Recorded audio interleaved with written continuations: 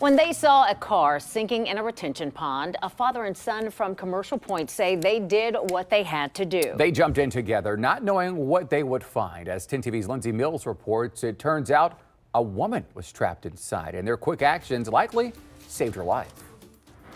As a tree ages, it becomes taller, its trunk thicker, its branches longer, even its texture evolves. That growth takes time, and time moves fast.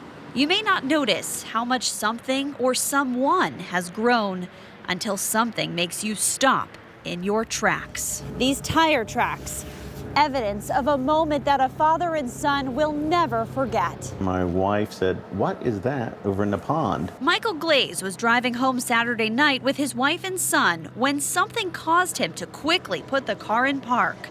They saw a car's taillights sticking out of a retention pond. The SUV was starting to go under. The front of it was underwater, but the back was still held up bobbing. At the same time, without hesitation, Michael and his son Jacob got in and swam to the car.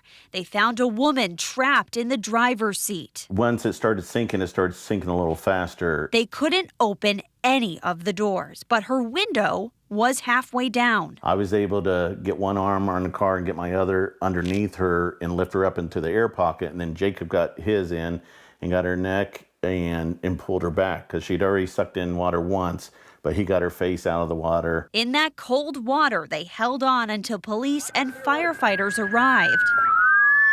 Here, go. Tying a rope around a tree, they rushed in, taking over for Michael and Jacob. Body camera video shows a struggle to get the door open, then suddenly it does, and they pull the woman from the vehicle and out of the water.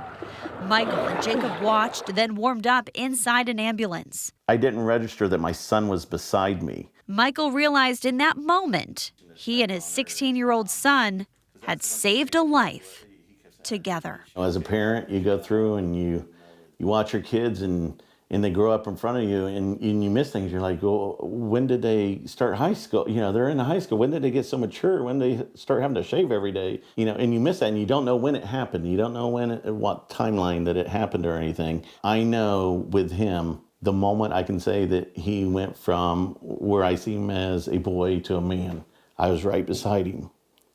And I'm so proud of him. Thank you, Dad. In Grove City, Lindsay Mills, 10 TV News.